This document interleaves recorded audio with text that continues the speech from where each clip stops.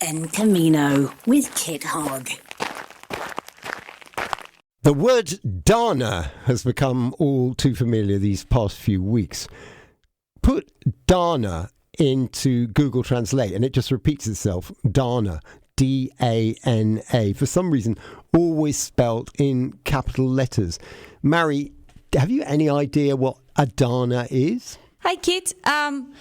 According to this, una dana is una depresión aislada en niveles altos. Okay, an isolated depression at high levels. Yeah, a high altitude. What we do know is that it is one hell of a storm. And the word appears forever larger than life in all aspects of media during these phenomenal rains in the wake of catastrophic floods, suffered particularly by the Provincia de Valencia on the 29th of October, with emergency services compromised by governmental incompetence that amounted to nothing short of betrayal. Volunteers sprung into action in the immediate aftermath of a disaster that cost the lives of some 250 people and counting. One of those who sprung into action joins me now. Tree and palm surgeon, landscape contractor, the boss of Spain Tree Arbolista, serving the Costa del Sol since 1998. Sam Slaughter, welcome to the programme. Oh, hi, Kit. Thank you for having me. Well, nice to be here. Thanks for coming on. I mean, Sammy, having heard about the floods, how long did it take you to decide to drive the 6 hours, or however long it takes, to Valencia to help out?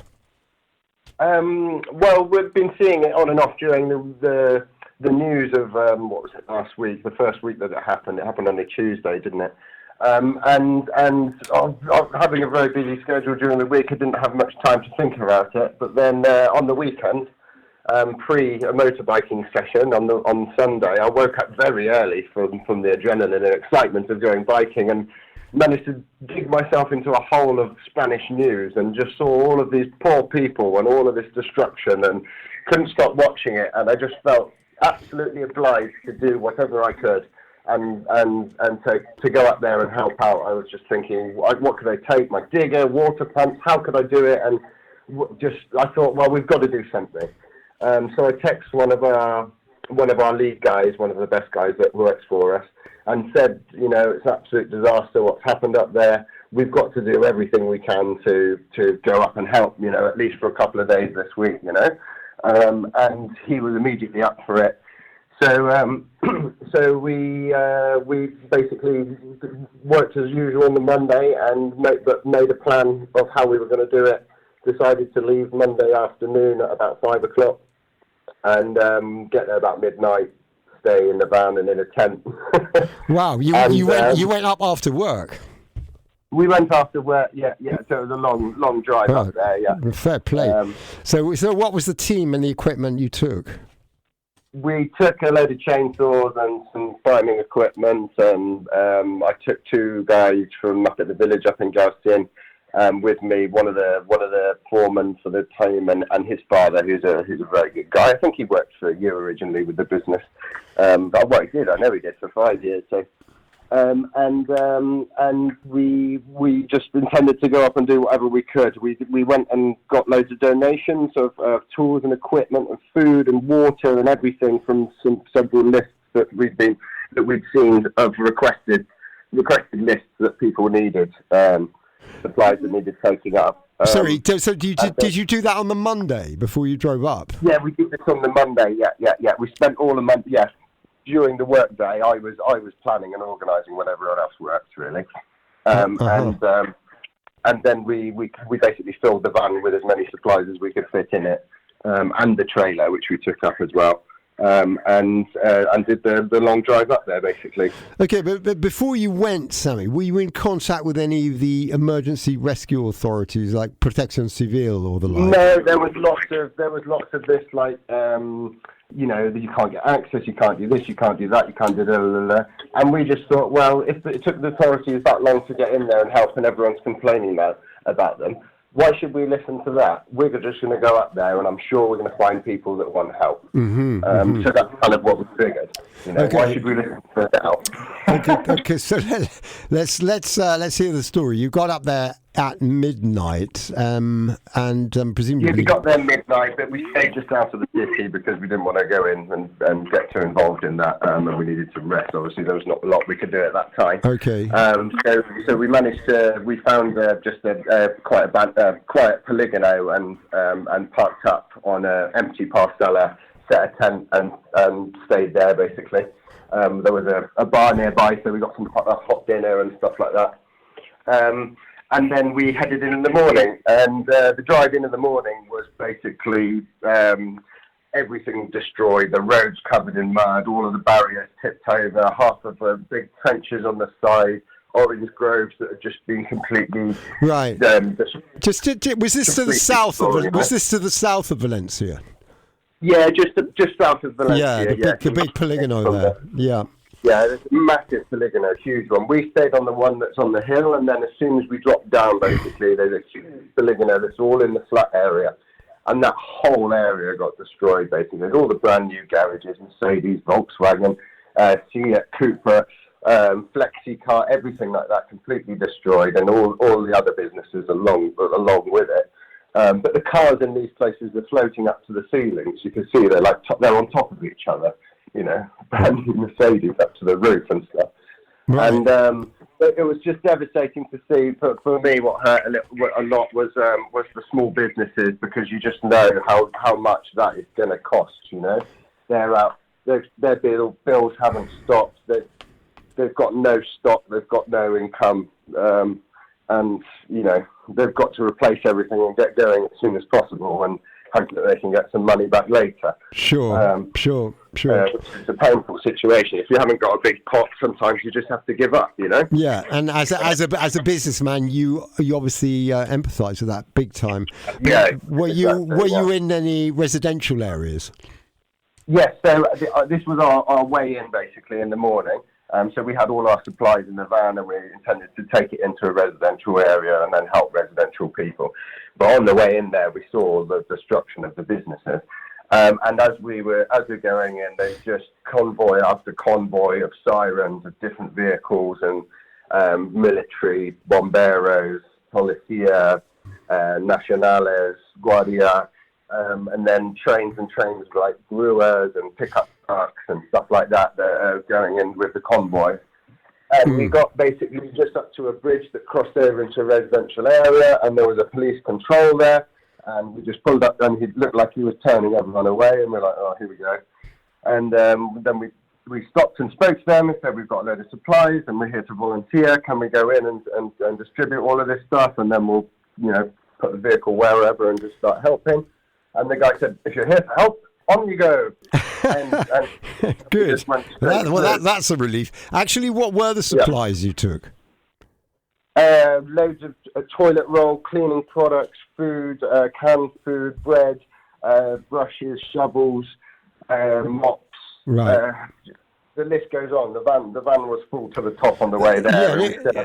I was going to ask you, Sammy. Excuse me interrupting. I was going to ask you actually where you slept. You obviously didn't sleep in the van. It was full of supplies. No, the boys slept in the van because we distributed everything. Well, they slept in the seats. I slept in a tent. I took a tent with me, but they said they were quite happy to sleep in the seats. So I said, well, fine. I have another tent if you want. Right. They slept sitting up. Okay. But night number 2, they slept on the floor of the van with a mattress and stuff, so they're actually quite comfortable. We didn't want to stay in a hotel because we figured there were going to be so many other people that would have needed hotels, or that any empty rooms would be given to authorities like police services and stuff like that. So we figured if we could make do without a hotel, then we're doing good. We're not impeding on anyone. Having been flooded myself, my enduring memory in the aftermath is mud. Are you able to expand on mud? Yes. as we got over the bridge and we got into the town, we distributed all of our stuff to a distribution centre straight away, and then we happened to walk in front of the television camera and got on telly, which was a bit of a funny coincidence. I don't know if you saw that one. No. And then anyway, we parked the van up straight away and started helping some people with the mud issue. We stopped at the first residential place that we saw, and we said, "Do you need help?" And they said, "Yes, please. Our basement's been flooded, and we've lost all of our downstairs floor as well, and the whole place is just full of mud." So we went down and started fixing their water pump and pulling up buckets and buckets of mud and shoveling stuff out and draining the last bits of water that the pump couldn't get. And the smell was down there was intense. It was kind of hard to do more than about half an hour. Half an hour was a long time down in the basement when it was humid and everything was rotting and full of mud. It's just like a sloshy soup, a clay sloshy soup that just goes everywhere. Yes. And everything's destroyed. It's, unless it's just solid plastic, then it's completely destroyed. All electronics, everything. The destruction's just incredible. I mean, it goes on. The thing is, it's a city. It's not just a little village in somewhere where everyone can come together and probably fix it in a couple of months. It's happened in a city, so everyone, hundreds of thousands of people are affected by this, and it's going to take 5-10 years to rebuild it all.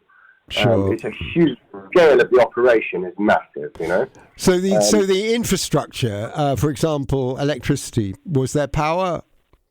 No, all electrics is gone basically. Yeah. So they've put in temporary generators wherever they cleared areas and got it kind of sorted out. But basically, every single residence or facility locale, the small place where the businesses operate, need electricians to go in there and completely redo all of the lower wiring systems. So Sure. the electricians are going to be flat out for years as well. What about water, Sammy? Water does seem to be working, so they do have fresh water. But where we were, they were still clearing drains. Most of the drains are completely full of mud, so none of the water will go away. And then when it does get cleared, they fill up with mud again because all the residents are washing it all the way down the drain. Yeah. So it's like a constant job just to keep the water going away. And that's if they'd have had rain the week after, everything would have just flooded again because the water would not have been able to go anywhere. And endless mud. How did you get clean at the end of the day? You must, because it's filthy work, isn't it? Yeah. Well, we went back to the Polygono where we stayed the night before, which was only 20 minutes outside of the city. And there was a bar just on the corner there. We went in and he had a shower that we could use, luckily, which was very, very good luck. Yes. So we did manage to get cleaned up a little bit in the afternoons and have some hot food. So we were very thankful for that. So. Yeah, I was wondering. If you'd gone to the beach or something, which isn't so far away. I mean, that would have been good to clean up. Anyway, the destruction was incredible. I mean, the cars were just mountains up, 6 meters high in places. Everyone keeps their cars in an underground garage, so they were all completely destroyed. And because they've got small roofs, how they're going to get them out there, I don't know. You can only get small machinery in there. They'll probably have to cut the vehicles in half or into 4 pieces to be able to just drag them out. So that's going to go on for ages. On a very sad note, the whole place smelt of death, like literally smelt of decaying bodies, unfortunately. I don't know whether that was animals or rotting vegetation or what, but the people that we saw there, they were all very upset. There were missing persons signs all over the place. Everyone was on the verge of tears. The first day we got there, a lady asked us for some welly boots, and we found her the right size. And then she started telling us that on the Tuesday or the Wednesday, when the water had got down, there bodies floating on top of the mud down the street where the distribution centre was. And the police arrived and they said, well, could you guys pick them up because we haven't got any resources? And she was just like, well, no. Yeah. So that was the scale of, I mean, it's very, very sad. It's very sad. I don't think the numbers are accurate either. So, they're finding people every day. There's the Policia Nacional and the Bomberos searching for people with body bags and sticks all over the place. Yeah, and God knows how many animals have died in horrible circumstances. Yeah. I mean, the aftermath can't surprise you. I mean, I just for our listeners, I just say this: that last Saturday night, 130,000 people took to the streets of Valencia demanding the resignation of regional president who was busy having a 3-hour lunch while Valencia drowned. Carlos Mazon, whose Partido Popular government, in the devious tradition of retaining responsibility without the blame, is refuting any idea of resignation. And is clinging on to power with the platitude, this government will not abandon the victims. We cannot abandon the victims. We are on the side of the victims. This before pointing the finger at Pedro Sanchez's Central Socialist Government and even the UME, the Armed Forces Military Emergency Unit. How did this dysfunctionality between the authorities play out on the ground? Obviously you were exposed to the rage and the anger and despair of the residents. Actually, no. We were exposed to the despair of the residents. Yeah, I mean, you obviously weren't the object of that, but I mean, you must have got a sense of not really the anger or anything like that. How people have been let down. We didn't really ask any questions about that. We didn't want to touch any nerves, and nobody wanted to talk about that. So that wasn't a subject that we came across when we were there. Regarding the authorities, day one when we got there, they were all running around like a bunch of headless chickens, not really doing anything. There were a tiny percentage of the people on the ground. Everyone was volunteers. Everyone else was volunteers or small, medium business owners just doing their thing for free of charge, of course. And the only people that I can take my hats off to are the Bomberos and the military. So the Bomberos and the military, they're just a bunch of lads who got in there and helped and just started helping however they could, a bit like the volunteers. And by day 2, the military had started getting themselves into proper organisation. So they were collecting volunteers as they were entering the town, about 10 volunteers at a time. And then one guy would march off and take them to an area that needed help and say, right, do this. And then he'd march, and then he'd go back and get another group and take them off somewhere else, which we thought was great because it was almost a bit too chaotic on day 1 with the number of volunteers also not really managing to achieve much because what they needed was heavy machinery for quite a lot of the areas. I mean, there was by the time we'd got there, we were actually seeing kind of the better bit of it because everyone had already got all the furniture and stuff like that out, and they were just digging mud out of the places, at the shops and houses that were left. But by day 2, the organisation got a bit chaotic with a number of volunteers. Yeah, I can imagine. Everyone shoveling mud at each other, yeah. Sammy... Exactly. And people were pushing it to one side and then other people were pushing it back. It was almost like a game of football with the mud. I know, I can imagine. There's just too much mud. And you have to have heavy machinery. Sammy, listen, we're running out of time, but let me ask you finally, a week on... you've had time to reflect on what you've seen. What are you left with? I am left with overwhelming amount of work that's left there. Feeling very sad for the people, but also feeling warm in the kindness of humanity, because it's just amazing to see everyone pull together and help like that. And the authorities, like I said, were such a small percentage of the people on the ground. The people who have done that clean-up are the neighbours, the volunteers, the small business owners, the medium business owners, and a few military and bomberos. Yeah. Everyone else has done nothing, really. Yeah. And that was just really fantastic, even down to a young girl walking around the street with boxes of sandwiches, handing them out to people working and police and bomberos and stuff like that. it all made a difference, and everyone just wanted to be there helping. Yeah, I was at the point of going and getting some lunch, which would have stopped me working for a bit, and this girl came round with some sandwiches, and I had a sandwich and carried on working for another hour. So it just shows that it all helps, you know? Sure. And that was very warming, and that's what I kind of going to take away from it, because you've got to take the good side of a bad situation, haven't you? Yeah, well, it just makes me think when the worst happens, humanity comes together and they sort it out. You know, it doesn't matter where you're from; everyone's just going to come and do it. Yeah, there were people from all over Europe. You know. Yeah, well, that's a really positive note to end on, Sammy. Thank you so much for your time, and congratulations. I mean, good work. Yeah, I can't think of what else to say now. That's Sammy Slaughter from Spain TRE Arbolista, serving the Costa del Sol since 1998, and indeed Valencia province last week. Well done, mate, and thank you for your time. Take care. Bye now. Take care. Bye.